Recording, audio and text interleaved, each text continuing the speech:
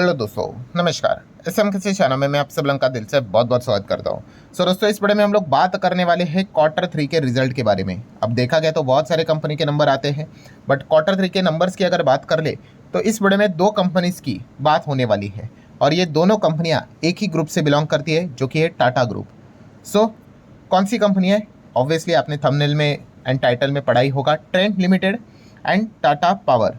ये दो कंपनी के हम क्वार्टर 3 के नंबर्स को अब स्टडी करने यहाँ पे जा रहे हैं। पूरा वीडियो इन्फॉर्मेशनल एंड सिर्फ एजुकेशनल पर्पज से रिलेटेड रहेगा।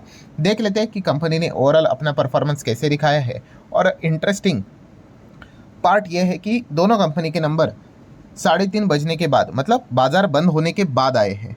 बाजार का रिएक्शन कि नंबर अच्छे लगे या नहीं लगे, ये कल मार्केट जब खुलेगा तभी यहाँ पे पता चलने वाला है। तो चलो स्टार्ट करते हैं इन दोनों कंपनी के नंबर को स्टेप बाय स्टेप स्टडी यहाँ पे करते हैं। पहले कवर करते हैं ट्रेंट लिमिटेड को।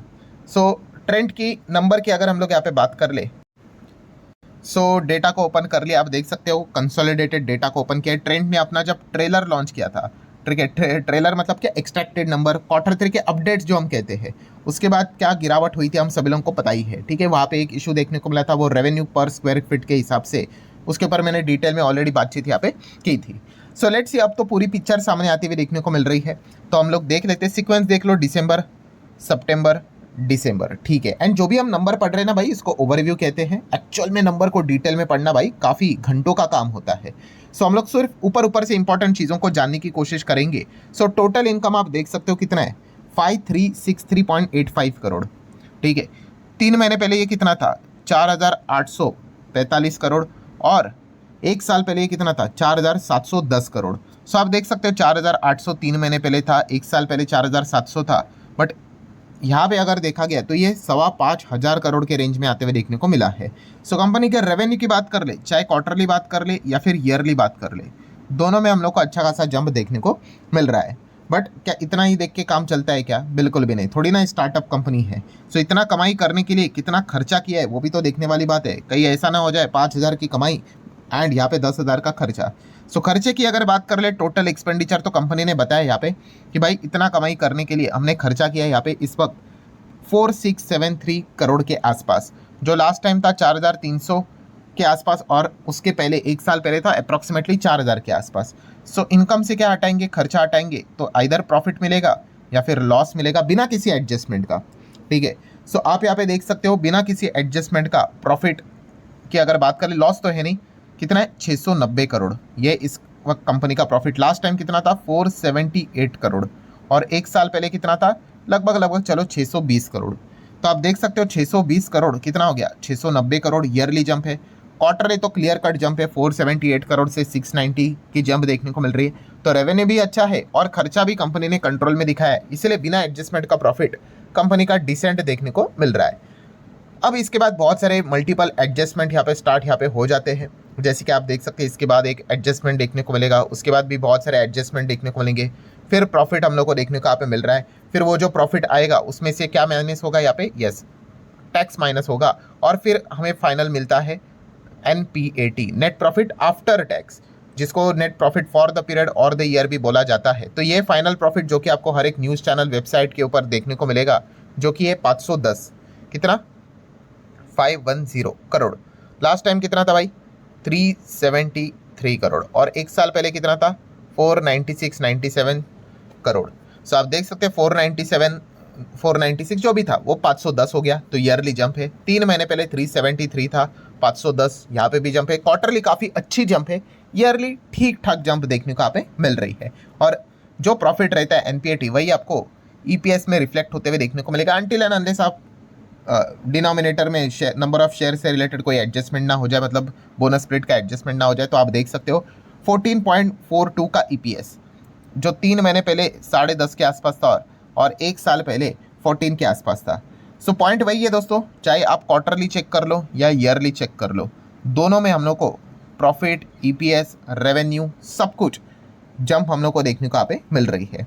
ट्रेंड की अगर बात कर ले तो नंबर्स मैंने आपके सामने रखे हुए हैं, बट जैसे कि आपको पता है एक बहुत बड़ी ट्विस्ट भी होती है कि नंबर मतलब ऐसा नहीं कि बस यहाँ पे क्वार्टरली और ईयरली जंप देखने को मिल गई मतलब नंबर अच्छे, ठीक है, वैसे आप एक नॉर्मल चीज़ यहाँ पे कह सकते हैं। बट सबसे बड़ा दाव किसके ऊपर लगाया जाता है आपको पता है ना, यस, एक्सपेक्टेशन, कि बाजार का एक्सपेक्टेशन क्या था एंड उस हिसाब से नंबर कैसे देखने को मिले हैं। ये एक बहुत बड़ा दाव हम लोग को देखने को मिल जाता है। और एक्सपेक्टेशन ना दोस्तों हर किसी के अलग अलग होते हैं, ठीक है। ये कोई फिक्स फॉर्मूला नहीं है कि एक्सपेक्टेशन का एग्जैक्टली फिगर कहाँ पे मिलेगा। आप हर किसी को पूछोगे, कोई बोलेगा भाई 10 एक्सपेक्टेशन, कोई बोलेगा 10.1 होना चाहिए, कोई बोलेगा 10.2 होना चाहिए, कोई बोलेगा 9।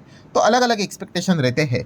सो उसी के हिसाब से अगर मैं एवरेज अगर बात कर लूँ तो आप देख सकते कंपनी का जो रेवेन्यू है, कमाई, तो एक्सपेक्टेशन यहाँ पे मीट होते हुए देखने को मिल रहा है। एस्टिमेट को एक्सपेक्टेशन जितना सोचा था 5,500 करोड़ के आसपास, उसी के हिसाब से रेवेन्यू हम लोग को देखने को मिल रहा है। बट प्रॉफिट की अगर बात कर ले, जो हम लोगों ने देखा 510 करोड़ का प्रॉफिट है, मार्केट सोच रहा था भाई ये 537 करोड़ तक होना चाहिए। तो इसीलिए आप देख सकते प्रॉफिट के आगे क्या लिखा है, एक्सपेक्टेशन एस्टिमेट मिस होते हुए देखने को मिल रहा है।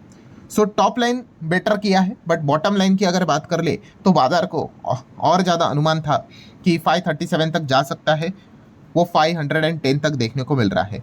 तो इसीलिए कल जब बाजार यहाँ पे ओपन होगा तो ट्रेंड लिमिटेड के नंबर को लेके बाजार का क्या रिएक्शन रहता है, ये एक देखना इंटरेस्टिंग पार्ट यहाँ पे रहने वाला है। सो ठीक है दोस्तों, ट्रेंड के नंबर तो हो गए।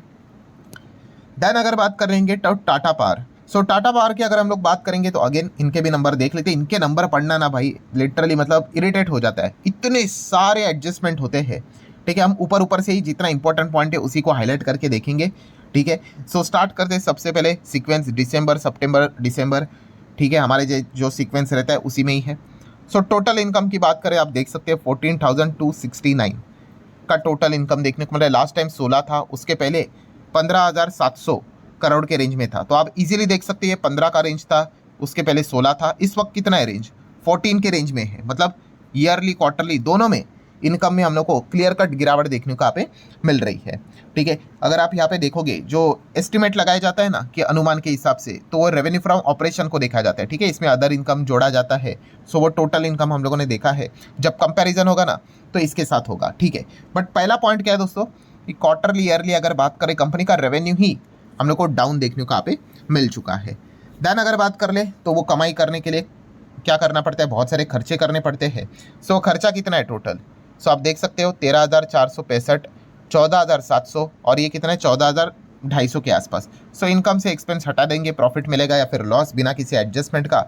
तो यह कंपनी का बिना एडजस्टमेंट का यहाँ पे प्रॉफिट कितना है 804 करोड़। लास्ट टाइम कितना था भाई 1326, ठीक है 132627 जैसे भी बोलो, और उसके पहले 1544। सो 1500 800 हो गया, 1300 800 हो गया, मतलब 4 डिजिट में चलने वाला प्रॉफिट 3 डिजिट में आते हुए देखने को यहाँ पे मिला है टाटा पावर का क्वार्टरली ईयरली बात करें तो।